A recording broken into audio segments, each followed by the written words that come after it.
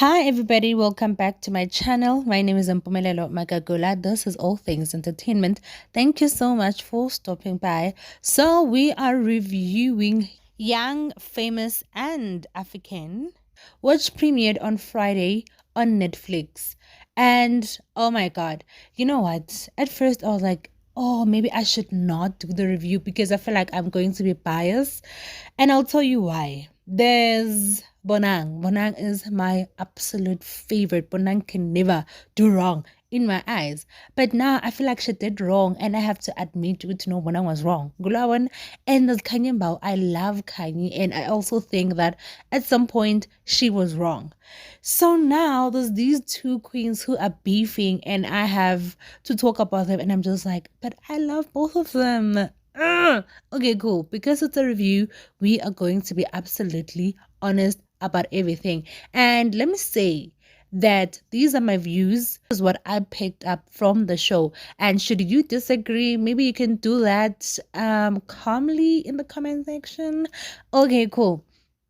So first of all, I love South African productions. I love anything that has actors or artists or celebrities from South Africa. I am pro South African in anything, okay? So I feel like because this thing has got different famous people from different countries. Why was season one and season two both shot in Johannesburg? Yinle, especially in Joburg. Couldn't they go to Nigeria? Couldn't they go to Ghana, Tanzania? Like budget Netflix, budget ayiko. And another thing that kind of bored me is that they kept on meeting Guma restaurants. I'm like, don't you guys have homes? Why it is always restaurants and my restaurants are corner. Hey, it's there's nothing special. Up on my trip. Like wonke la show lawa, it's always Cape Town, Cape Town, Cape Town. There's Nigerians in the show. Go to Nigeria, go to other countries, okay? And something else that I picked up is that this show, Yabana season one, I did pick up oh my god, this is scripted. But season two was scripted to the T. It gets really annoying because you're expecting reality. It is a reality show. It's supposed to be a reality show. But now, if it is so obvious that yeah, actiwa or that this thing is scripted, you get annoyed because it makes it really difficult for you to watch until the end because now everything is really pointless. I know that shows, obviously everything, whether it is a reality show or not, at some point or to some extent, it is going to be scripted. But now, if kuba obvious ngathi sibantwana now as if you're watching iGomora or the river, yabona ukuthi kuyabhora makunjalo because first of all, these people are not friends. We know these people. We don't know them like personally, but we follow them. We know that they're not friends.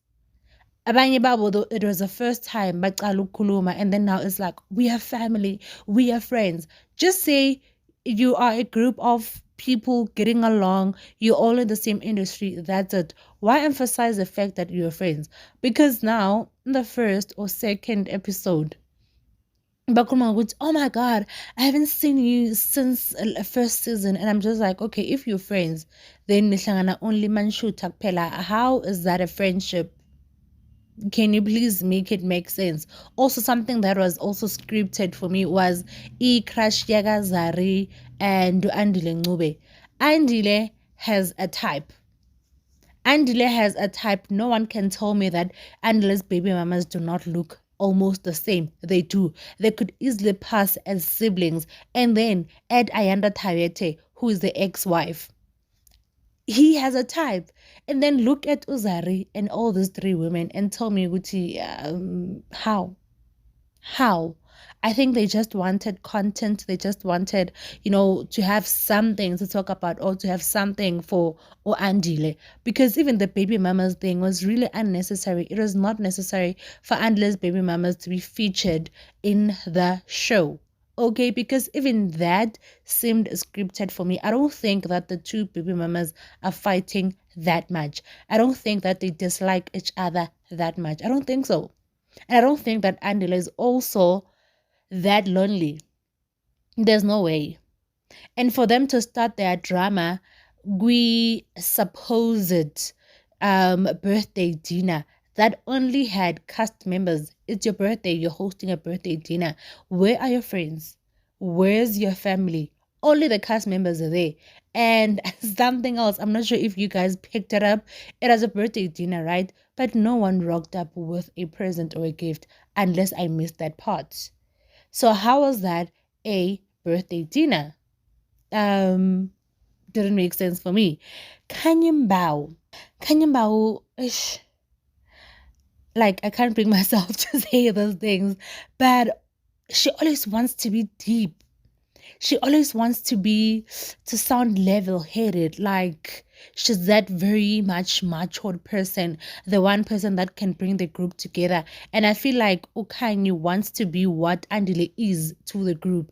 And Nagakono, because she always starts drama, she starts the fire, and always sits by the side when the fire is happening. When there's drama, uhlala eceleni, and akhohlwa ukuthi uye oqale leyo drama leyo, just like what happened between Uzari and Louis.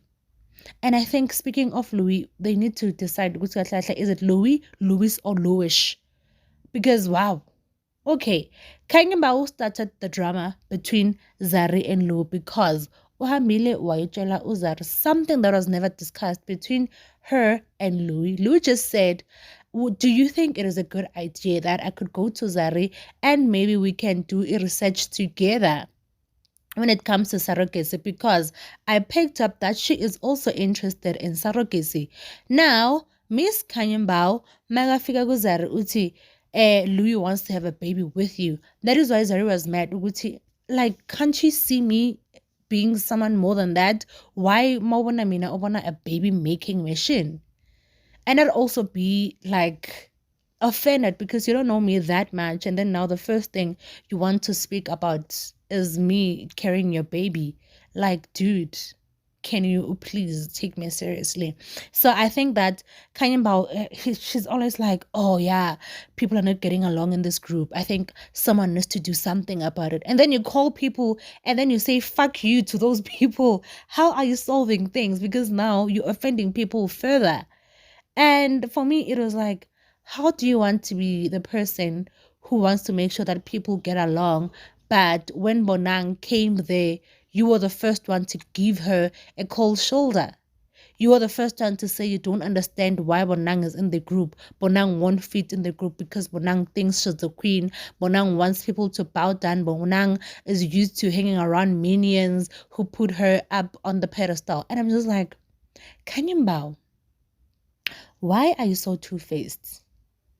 Why are you such a drama queen? Why do you always instigate drama in the group, ma'am?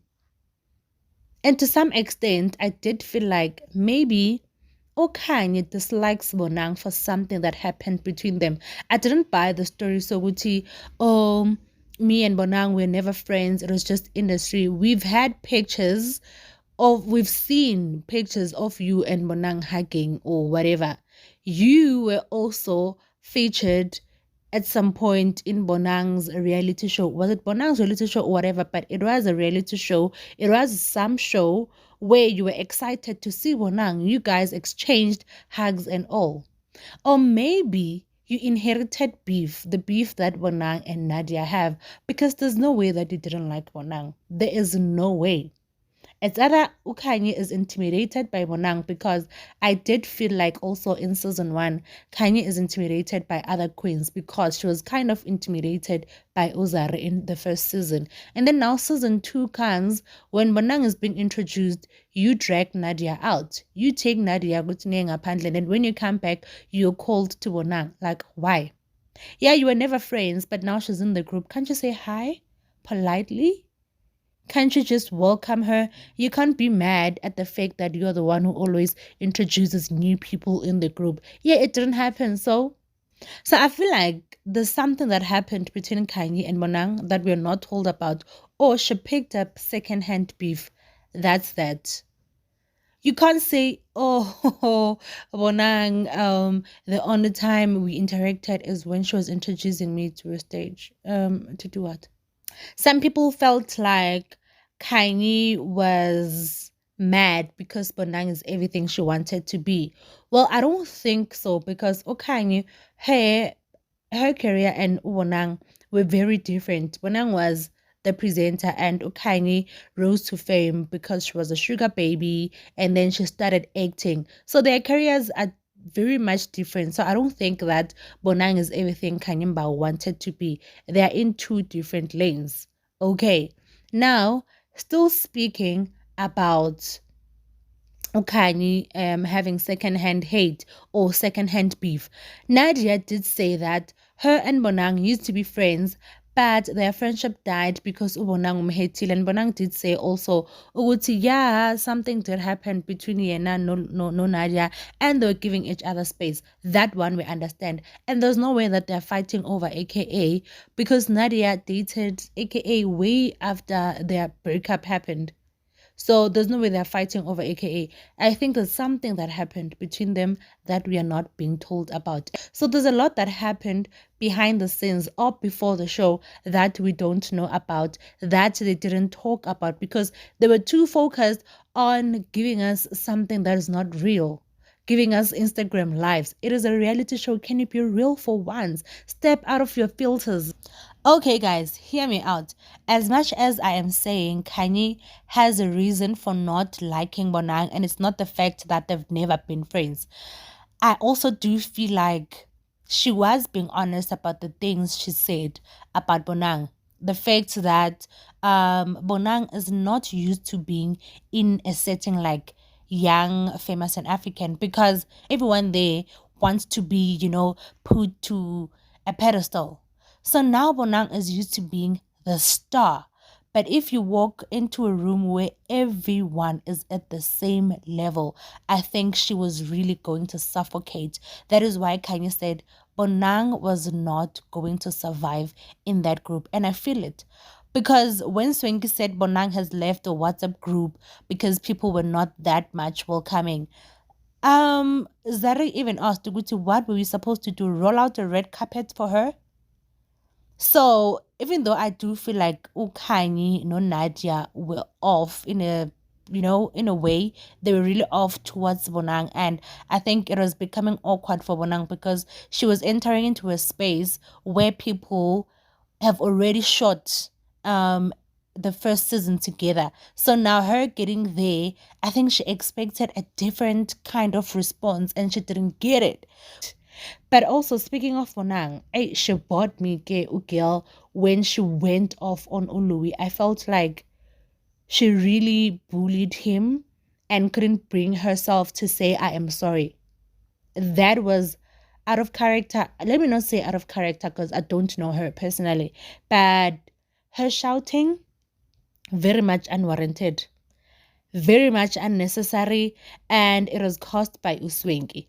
But let's say, yeah, Uswenki did lie, obviously, to Bonang and said, yeah, Ului Uti, he hosted a gig, and then when you over snacks and you left because your accommodation didn't have flowers. That was a lie.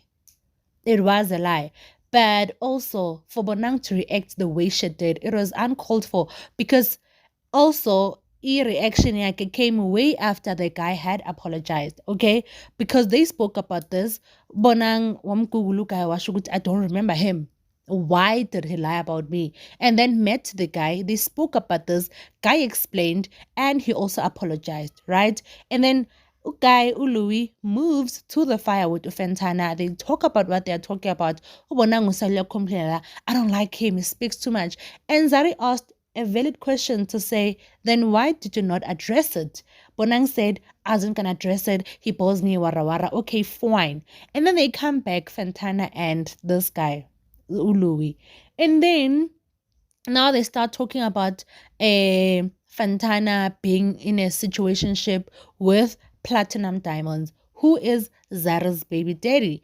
And then Fantana also says, I don't like Diamond that much. I don't think that I'm in love with him. If he's dating 5 girls, it's fine because I'm also dating 4 guys. I'm in this for fun. So I don't need you guys to tell me to be careful, wara wara. And then Louis says, I don't want you to be comfortable or to be known as Diamond's side chick. I want people to know you for your music, which was a valid point. And then now Bonang starts shouting. So it made me feel like Bonang was projecting. Bonang needed to vent. Bonang was angry, or she gets triggered very fast. And then now she starts shouting at the poor guy.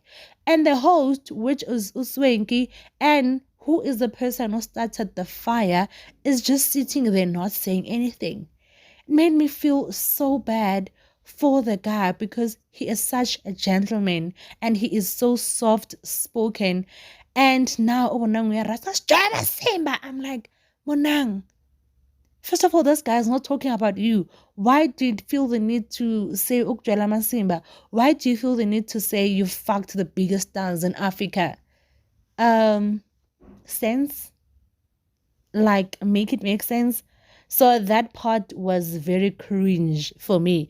And you know what? What's said is that we'll never know if it was planned, if it was scripted, or if it was just a genuine reaction. Because as I said, the show feels very scripted for me. So I wouldn't know if that part was scripted because I feel like Louis is pure.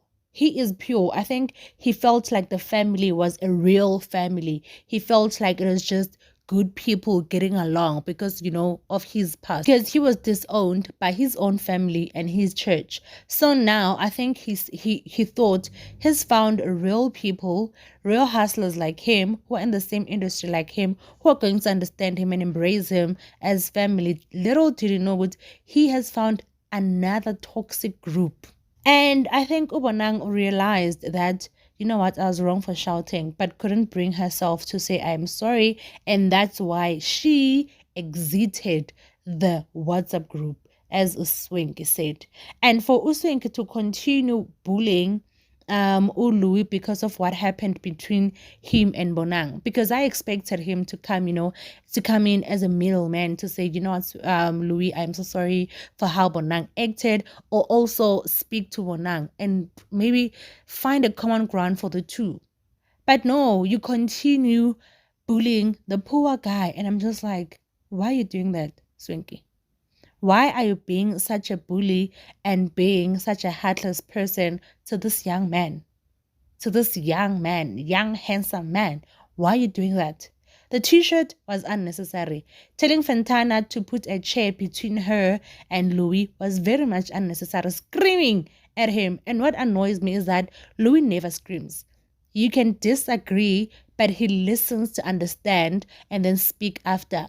But now Swenky and Bonang listen to reply and they scream over him while he is speaking. And I'm just like, anina sense nina. Sense Aiko nix. But then let's move on.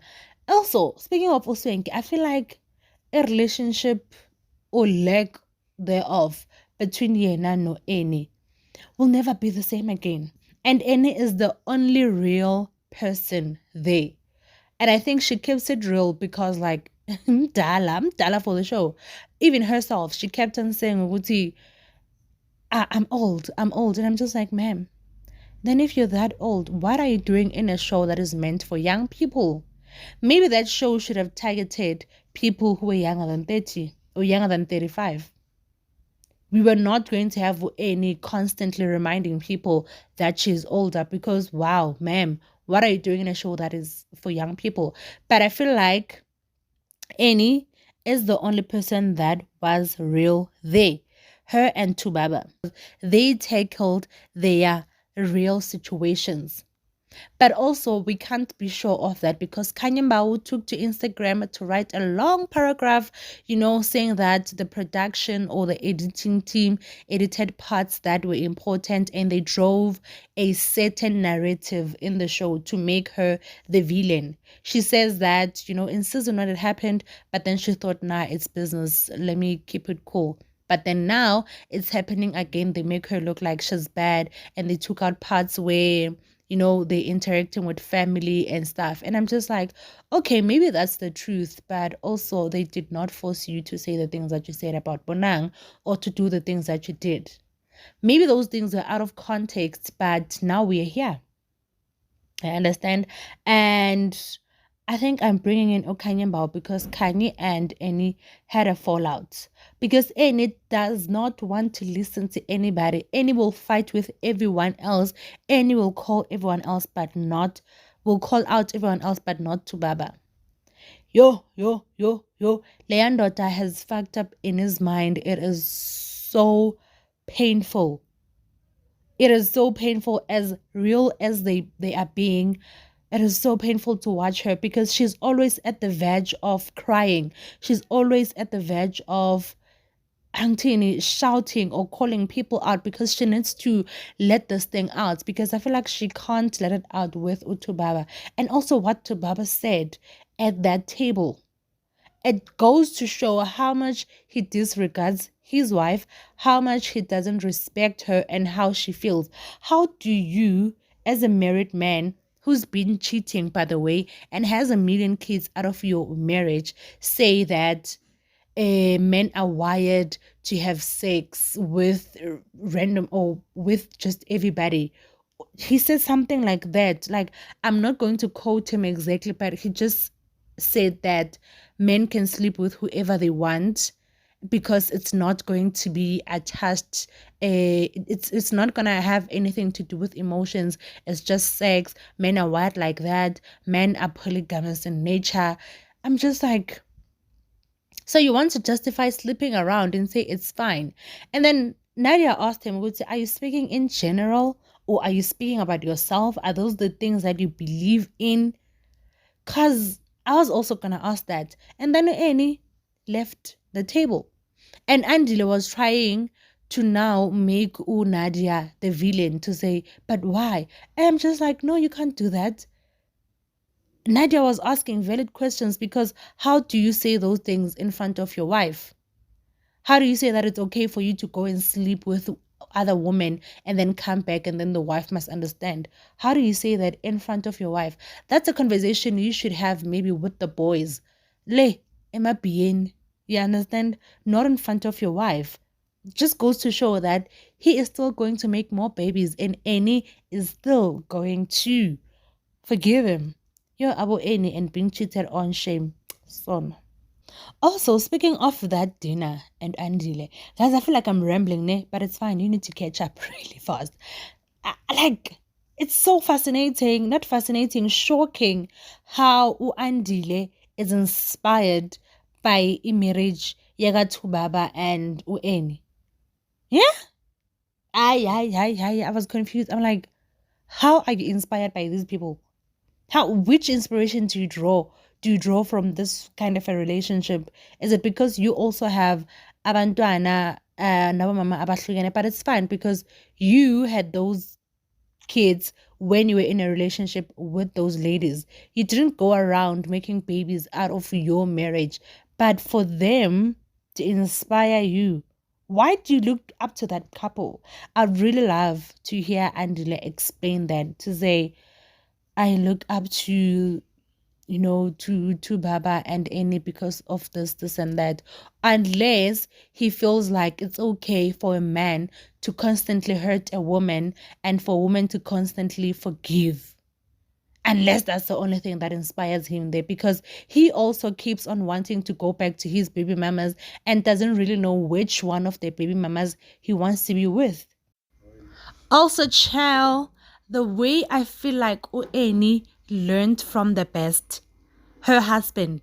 You know how Ueni runs away from saying, I'm sorry? You know how she ran away from apologizing to Swanky? Oh my God, she is a manipulator of note, and I hate that because, girl, he heard you saying nasty things about him. What's wrong? Why can't you say, I'm sorry, and then move on? You want him to say sorry, now you're crying, you're shouting, you're gaslighting. Hi, boy, any. I shame uswenke unothwele idombolo, which at some point, okay, you found your match, but at some point I was like, no, any usile, use ukusanje.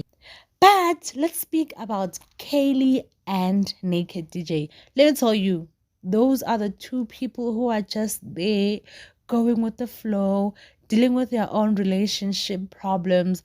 Naked is funny. He's so calm.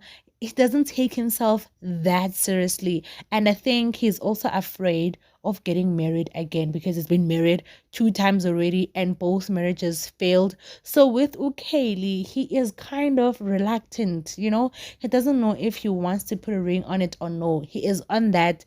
What if it fails again? And Ukeli keeps on pressuring him to marry her. And I'm like, oh my God, I don't want to find myself in that situation where I have to constantly ask a man.